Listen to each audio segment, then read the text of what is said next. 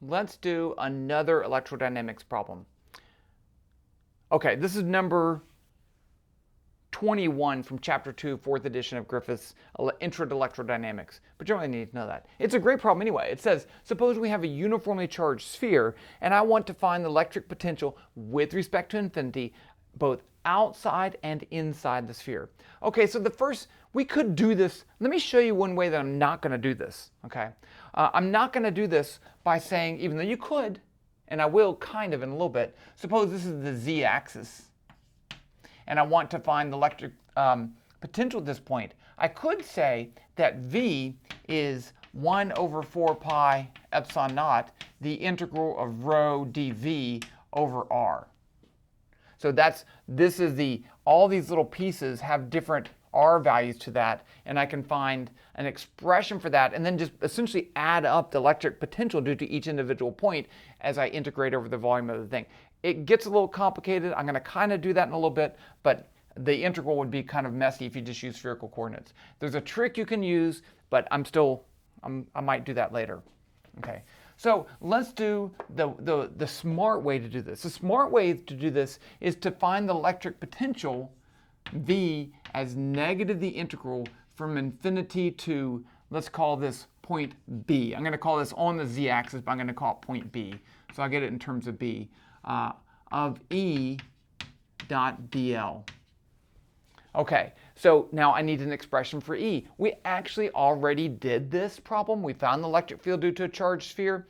I'll do it really quickly again, right? So using Gauss's law, I can say the electric field only depends on R and is constant in the radial direction. Those are two important things, so that if I choose a sphere of radius R, let's just say, and I integrate the integral of E dot D dot n hat dA, that's going to be Qn over epsilon naught. So if I'm outside the sphere, Qn is just the total charge. E dot n hat dA is just going to be E times the area of the sphere, which is 4 pi r squared. So that's Q over epsilon naught. So E outside is 1 over 4 pi epsilon naught Q over r squared.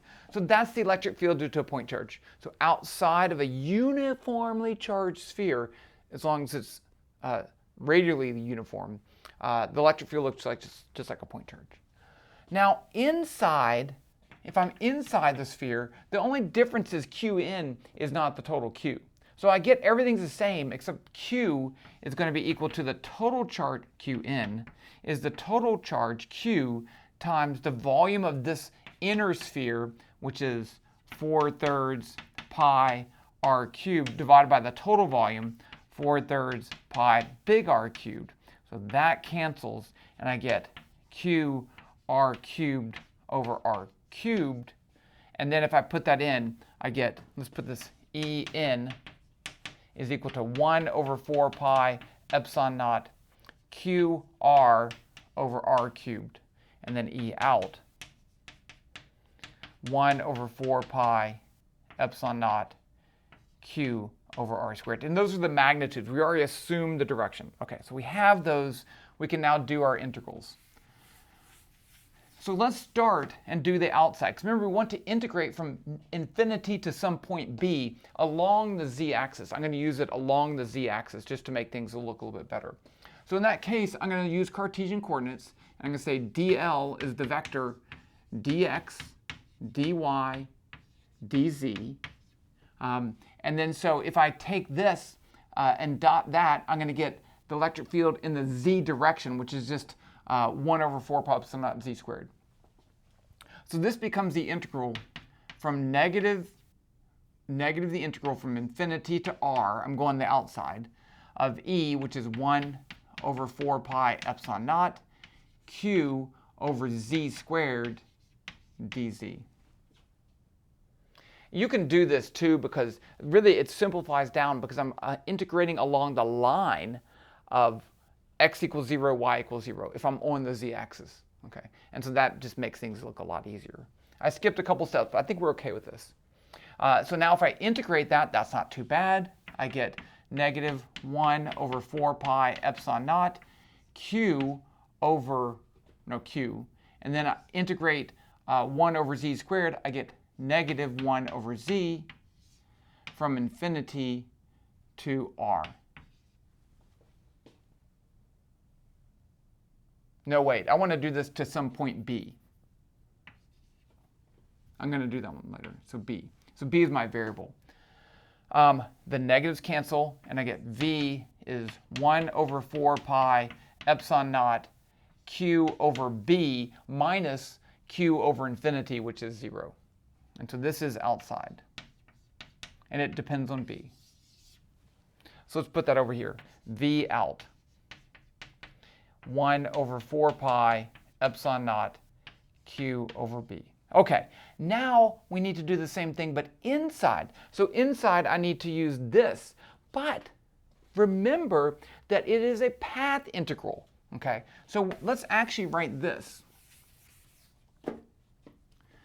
Vn is going to be an integral, negative the integral from infinity to r, En, let's do this dot dl, minus the integral from r to b of e, no, that's out, e out, En dot dl. Because it's still a path integral, I'm still starting from infinity, so I have to move all the way from infinity through the outside and then into the inside. So you see it goes from infinity to r, because I know the electric field there, and then r to b.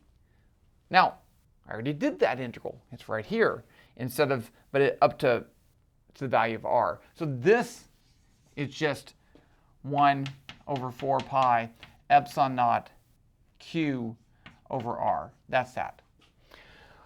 Over here, I need to use this. So this is going to be equal to, let's evaluate that integral, then we'll put it back together. No, I'll just do it right here. So Vn is 1 over 4 pi epsilon naught q over r minus the integral from r to b of En, which is this, 1 over 4 pi epsilon naught qz dz over r cubed. So if I integrate that, I get 1 over 4 pi, there's a whole 1 over 4 pi epsilon naught and everything. I'm going to factor that out. 1 over 4 pi epsilon naught, q is in everything. So here I have 1 over r, and then I'm going to get minus z squared over 2 r cubed from r to b.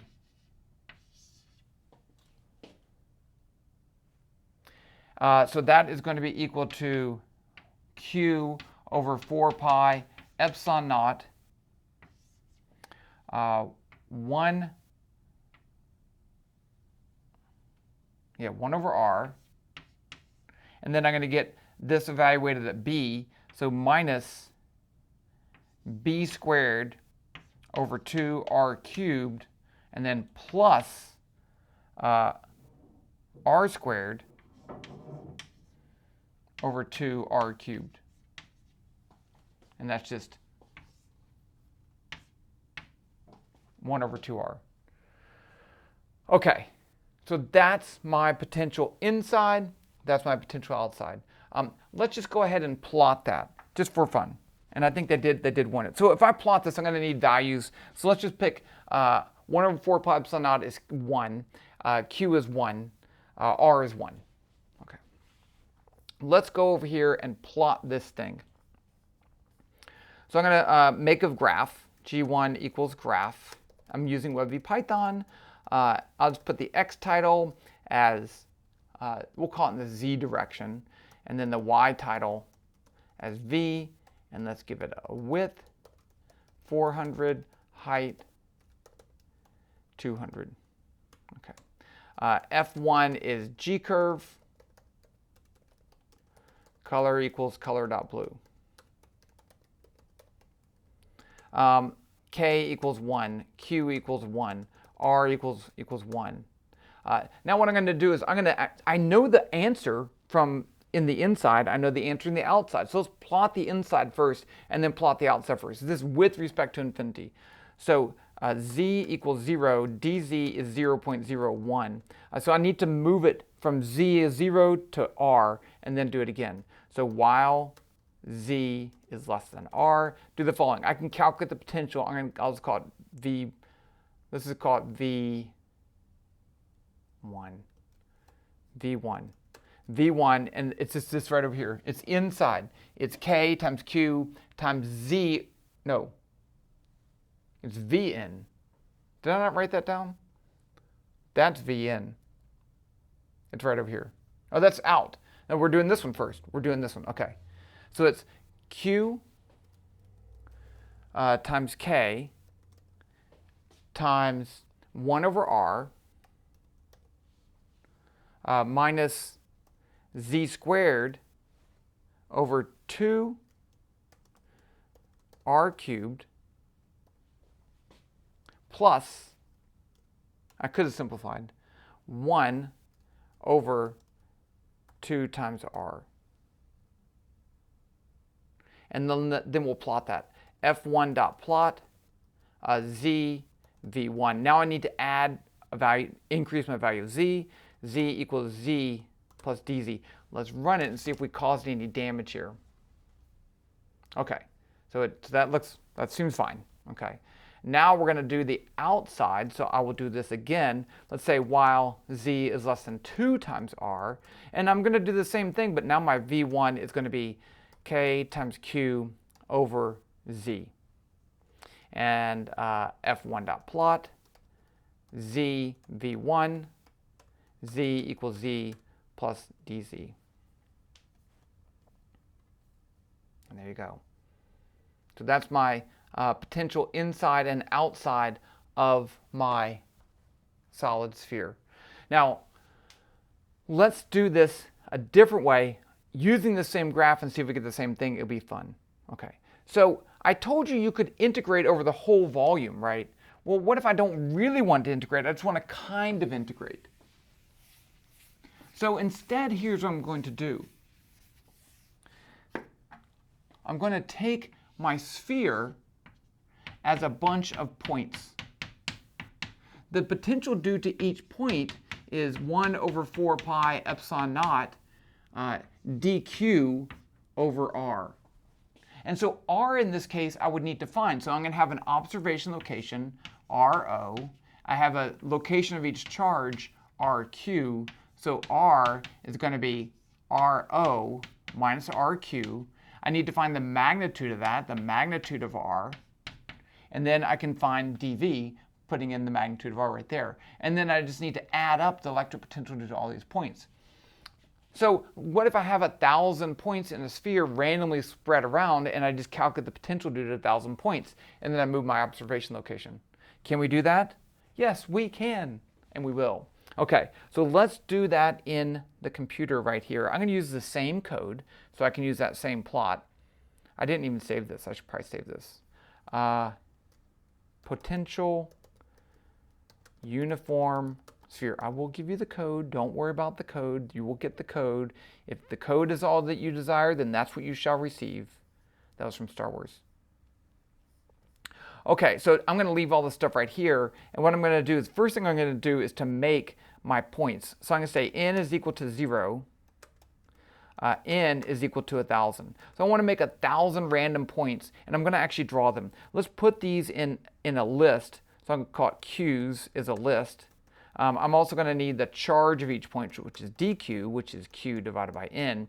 And so here's what we're going to do. While n is less than n, make a random variable vector. RT is going to be r times vector 2 times random minus 1. So random gives you a number between between 0 and 1. So if I multiply by 2, it's between 2 and 0. And then I subtract 1, it's between 1 and -1. And I'm going to do that for the x, y, and z coordinates. Random minus 1, 2 times random minus 1. So now I have these points in a cube, right? Because it would be from -1 to 1, but I want it in a sphere. So what I'm going to do is to say if the magnitude of RT is less than r, then I'm going to add it into my points. So then I will say QS is QS plus RT. I'm just adding the vector to that point. And then I'm going to count n as n plus 1. And just for fun, we're going to draw a sphere there. It doesn't really, you don't actually need that. Its position is going to be the vector RT, and the radius is, let's say, r over 80. Okay, so let's just see if we made 1,000 points in a sphere.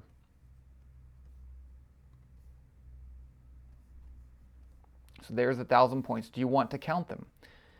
We can rotate that around.